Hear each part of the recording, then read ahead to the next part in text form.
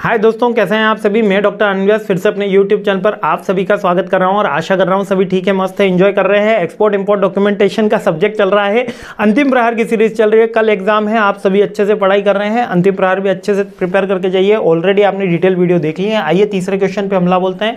Question क्या कह रहा है, role of clearing and forwarding agent. ये क्वेश्चन मोस्ट रिपीटेटिव क्वेश्चन में से एक रहा है आपके डॉक्यूमेंटेशन में, कि जो एजेंट होता है, जो क्लियरिंग और फॉरवर्डिंग एजेंट होता है, उसका रोल क्या है। तो देखिए, इससे पहले अपन ने प्रोसेस सीखी थी, इससे पहले रजिस्ट्रेशन का काम सीखा था। ये दोनों काम आपको लग रहे होंगे कि बड़े टीडीएस काम है, बड़े ही मतलब इस तरीके के काम है, हम कौन करेगा।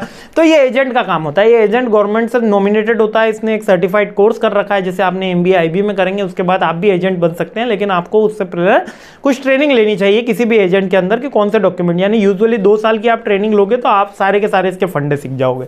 और इसमें बेनिफिट ये होता है, एजेंट के दोनों जगह फिक्स्ड होते हैं। जैसे कि आप किसी भी ट्रांसपोर्ट में अगर कभी बस में बैठे हो, तो बस वाले का यहाँ भी होता है ऑफिस, और जहाँ पहुँच रहे हो वहाँ, जैसे जयपुर से दिल्ली में बैठे तो जयपुर में भी ऑफिस है और दिल्ली में भी ऑफिस है, रेगुलर बस ट्रांसपोर्ट चल रहा है। तो उसी तरीके से इन एजेंट्स के भी रेगुलर ट्रांसपोर्टेशन चलते हैं, इसलिए इनको सारी चीज़ें पता होती है।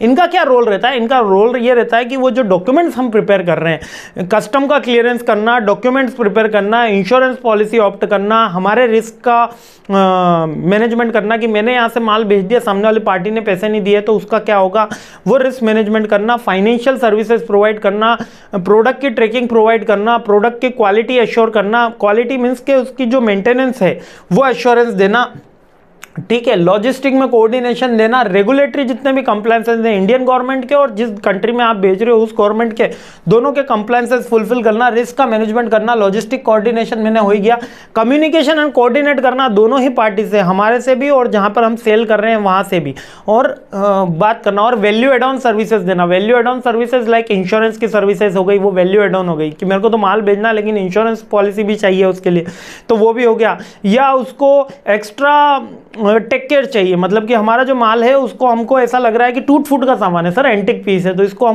हम चाहते हैं कि और अच्छे से इसकी टेक केयर हो। तो और अच्छे से टेक केयर हो तो जब हमको एक्स्ट्रा एड ऑन उसके ऊपर एसेसरीज करनी है तो वो एजेंट ही अवेलेबल करा देता है, वो लॉजिस्टिक कंपनी नहीं कराएगी, वो एजेंट का ही काम होता है, याद रखना। तो ये वैल्यू एड ऑन सर्विसेज देना, कम्युनिकेशन करना, कोऑर्डिनेट करना, रिस्क मैनेजमेंट करना, फाइनेंशियल सर्विसेज देना, ट्रांसपोर्टेशन की सर्विसेज देना, रेगुलेटरी कंप्लायंसेस फुलफिल करना, इसके अलावा आपका डॉक्यूमेंटेशन क्लियर करना, कस्टम क्लियरेंस का काम करना, और लाइसेंस ऑप्ट करना। यदि लाइसेंस आपने ले रखा है तो ठीक है, वरना लाइसेंस ऑप्टेशन का भी काम एजेंट के थ्रू हो जाता है। क्लियर हो गया, सारे पॉइंट क्लियर है। बहुत इंपॉर्टेंट क्वेश्चन है, अच्छे से याद करके जाना। अभी तुरंत ही इसकी जल्द ही PDF जो फाइल है वो भी आपको टेलीग्राम ग्रुप पे मिल जाएगी, तो वहाँ से आप इसको अच्छे से पढ़ लेना। वैसे ऑलरेडी डिटेल वीडियोज़ में मैंने ये क्वेश्चन अच्छे से बताया। और जय हिंद, खुश रहिए, मुस्कुराते रहिए और आगे बढ़िए।